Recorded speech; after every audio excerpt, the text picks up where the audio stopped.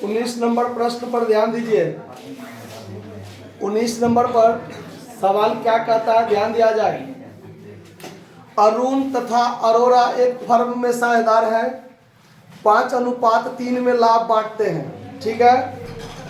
1/4/2020 को उनकी अस्थाई पूंजी दिया हुआ है 60,000 और 80,000। उन्होंने पूंजी पर 12% प्रतिवर्ष के दर से ब्याज और आहरण पर 15% प्रतिवर्ष के दर से ब्याज लगाने का निर्णय किया है। 31/3/2021 को समाप्त हुए वर्ष के लिए उपरोक्त सभी समायोजनाओं से पूर्व फर्म का लाभ 12,600 है। ठीक है। तो कहता है कि आहरण जो है उसका वो 2,000 है और अरोरा के लिए 4,000 है। अरुण और अरोरा का लाभ हानि विनियोजन खाता बनाइए, गणना को स्पष्ट दिखाइए। फर्म की हानि के दशा में भी पूंजी पर ब्याज दिया जाएगा। यहाँ एक बात आपको क्लियर करना पड़ेगा कि पूंजी पर ब्याज से संबंधित कुछ खास नियम है कि यदि सवाल में पूंजी पर ब्याज का जिक्र ना हो तो नहीं देना है। अगर पूंजी पर ब्याज देने का जिक्र हो तो वहां पर दो तरह की बातें होता है। अगर सवाल में कह दिया है ना कि अगर हानि भी हो तो भी ब्याज दिया जाएगा, मतलब पूंजी पर ब्याज को लाभ पर चार्ज माना जाएगा, प्रभार माना जाएगा। क्योंकि पूंजी पर ब्याज के संबंध में यह नियम है कि अगर फर्म को हानि होता है तो पूंजी पर ब्याज दिया ही नहीं जाएगा। अगर फर्म को हानि होता है तो पूंजी पर ब्याज दिया ही नहीं जाएगा। पहली बात, अगर पूंजी पर ब्याज देना है तो सिर्फ लाभ होने की दशा में होगा। क्या होगा? अगर फर्म को लाभ है तो ही पूंजी पर ब्याज दिया जाएगा। दूसरा बात, तीसरा बात इसमें क्या है कि अब यदि पूंजी पर ब्याज देना है तो फर्म का लाभ कितना है। अगर फर्म का जो लाभ है वो पूंजी पर ब्याज देने से अधिक हो तब पूंजी पर ब्याज देंगे पूरा पूरा। यदि पूंजी पर ब्याज देने से पूर्व फर्म का लाभ जितना ब्याज होना चाहिए उसके बराबर ही होता है मान लीजिए, तो पूंजी पर ब्याज उतना ही दिया जाएगा जितना लाभ तक सीमित रह जाएगा। लाभ से ज्यादा ब्याज नहीं होना चाहिए। ठीक है।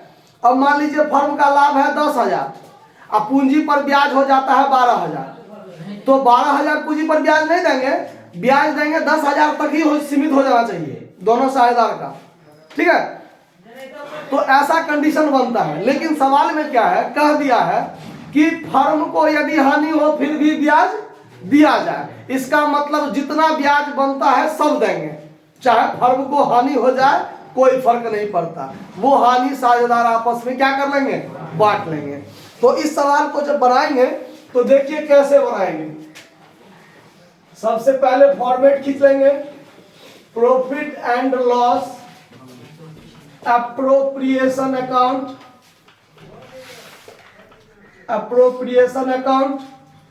for the year ending 31/3/2021, यही है ना। चलिए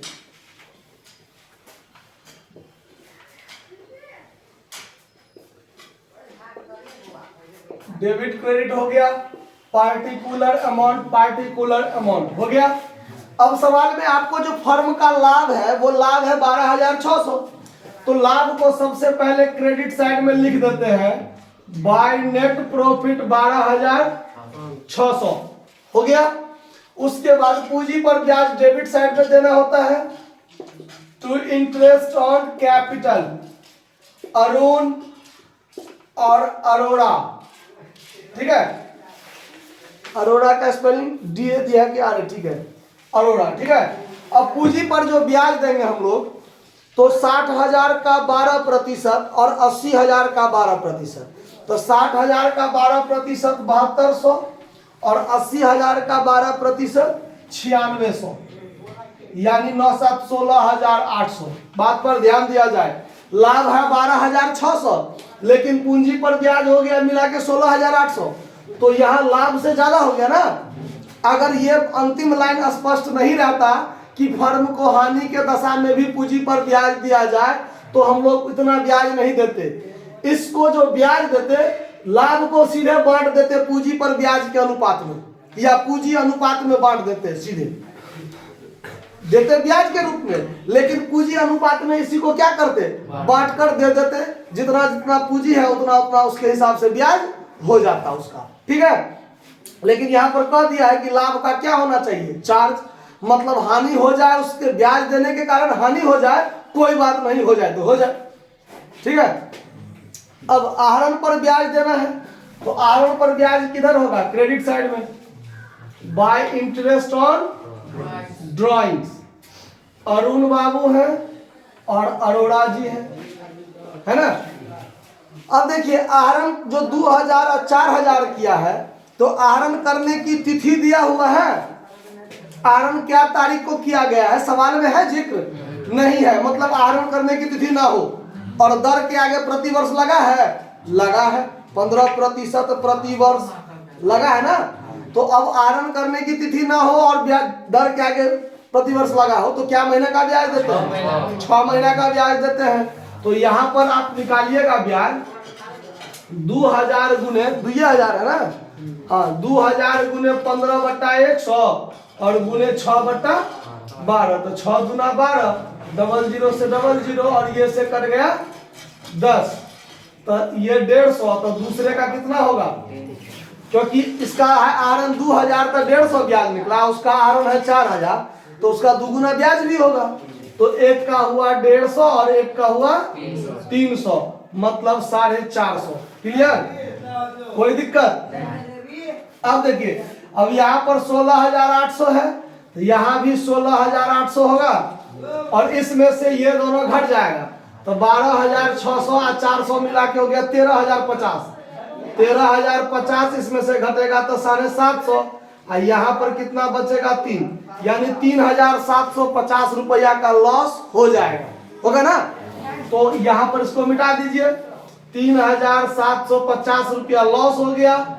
ये लॉस कौन बांटेगा, पार्टनर, तो bye partners capital account loss Arun और अरोड़ा के बीच बांट दीजिए।